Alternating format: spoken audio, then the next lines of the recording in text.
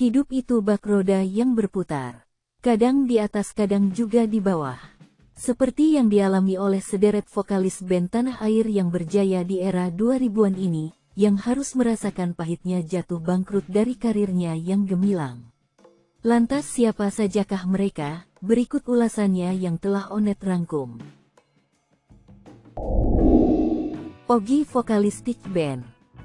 Kisah pilunya kehidupan datang dari Ogi, vokalis Tick Band. Para penikmat musik era 2000-an pasti tak asing dengan lagu Terbaik Untukmu dari Tick Band. Lama tak terdengar kabarnya, Ogi sang vokalis ungkap cerita di balik perjalanan band asal Surabaya yang dibentuk tahun 1997 itu. Kesuksesan mereka tak bertahan lama. Satu persatu anggota Tick Band keluar karena berbagai alasan, dan hanya menyisakan 3 orang di album ketiga mereka. Selain itu, ada pemicu lain terjadi di album ketiga yang membuat hubungan mereka jadi semakin renggang. Mereka dituding telah menandatangani kontrak dengan label musik lain dan hal ini berakibat ditariknya semua media promosi untuk album ketiga. Padahal hal tersebut tidak ada. Kondisi band yang akhirnya pecah itu membuat Ogi akhirnya memutuskan menenangkan diri ke Bandung, di sebuah desa di daerah Ciwidey. Untuk bertahan hidup selama 2 tahun, Ogi mengaku hanya dengan memancing ikan. Setelah 2 tahun bertahan di Ciwidey, Ogi akhirnya memutuskan kembali ke Surabaya dan di sana dia berjualan pulsa untuk bertahan hidup. Irwan Chandra.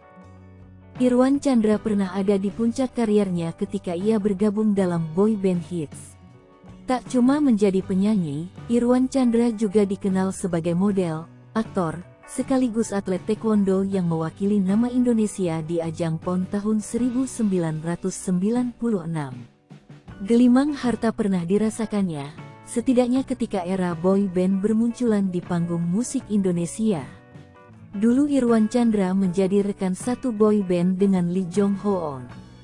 Namun, roda hidup terus berputar. Kini Irwan Chandra mengaku jatuh miskin dan menjadi pengangguran. Bahkan diakui Irwan, sudah sekitar 3 tahun terakhir ia sama sekali tak mendapatkan tawaran pekerjaan. Sampai harus menguras sisa tabungan untuk hidup.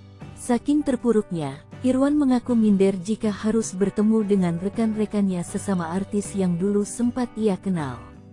Namun, demi mengais rezeki, Irwan terpaksa mengamini ajakan untuk menjadi bintang tamu sebuah podcast yang akhirnya mengungkap kehidupannya sekarang. Bahkan masih saja ada orang yang tak percaya dengan kondisi ekonomi Irwan sekarang, lantaran dulunya Irwan dikenal sebagai salah satu bintang besar. Mantan personil boyband Hits ini menyadari kalau keterpurukan hidupnya dimulai sejak resmi bercerai dengan istrinya Monique O'Connor. Sejak itu, Irwan mengaku kehilangan semangat bekerja hingga tak ada kontrak panjang dalam sinetron atau film yang ia bintangi. Irwan menegaskan hal sebaliknya dirasakan sebelum bercerai dengan sang istri. Reza Herlambang. Bagi banyak orang, terutama generasi 90-an mungkin sudah tak asing lagi dengan Reza Herlambang. Sebelumnya Reza Herlambang dikenal luas sebagai salah satu penyanyi pria populer. Bahkan berbagai lagu yang dinyanyikan oleh Reza Herlambang ini terbilang populer. Penyanyi berusia 37 tahun itu ternyata terlahir dari keluarga yang kaya raya. Ia selalu didukung ibunya saat terjun ke dunia tarik suara.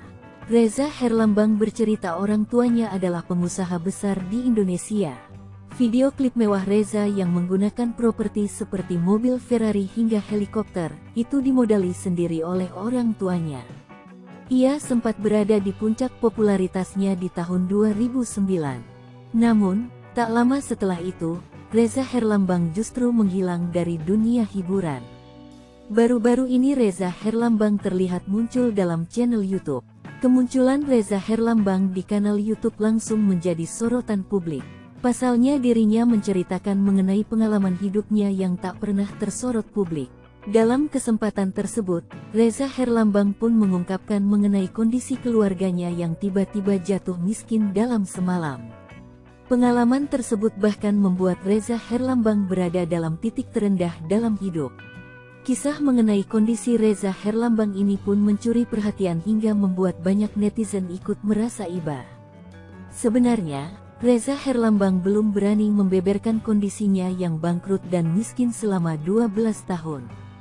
Dia merasa malu dan berpura-pura tidak ada masalah dalam hidupnya. Selain itu, Reza khawatir dituduh mencari sensasi atau minta dikasihani. Bangkit dari keterpurukan, Reza Herlambang mulai bisa menerima kenyataan bahwa dirinya dan keluarga harus mulai dari nol lagi. Ervin Coklat. Siapa yang tak kenal dengan band Coklat? Selama ini band Coklat dikenal sebagai salah satu band tanah air yang solid. Saat Kikan memutuskan untuk keluar dari Coklat, Ervin sebagai drummer mengatakan juga akan keluar. Namun, Kikan melarangnya karena Ervin adalah seorang kepala keluarga. Tak lama setelah Kikan keluar, Ervin dipecat dari Coklat karena dinilai performanya sebagai drummer menurun. Selain itu, Ervin juga diduga tak terlalu akur dengan 3 personil lainnya. Setelah dipecat dari Coklat, Ervin diketahui mengalami berbagai permasalahan dari berbagai hal, terlebih dari sisi ekonomi. Kikan menceritakan bahwa Ervin menjual semua drum yang dimilikinya. Tak hanya menjual barang drumnya, Ervin juga menjual kucing peliharaannya demi menyambung hidup. Hal ini membuat Kikan sangat bersedih lantaran tak bisa membantunya. Lebih lanjut, Kikan menceritakan bahwa Ervin pernah menjadi badut dalam salah satu taman hiburan di Bandung. Hal ini menjadi titik terendah Ervin dalam hidupnya. Charlie ST12. Sosok Charlie selalu diidentikan dengan masa jayanya dengan band ST12.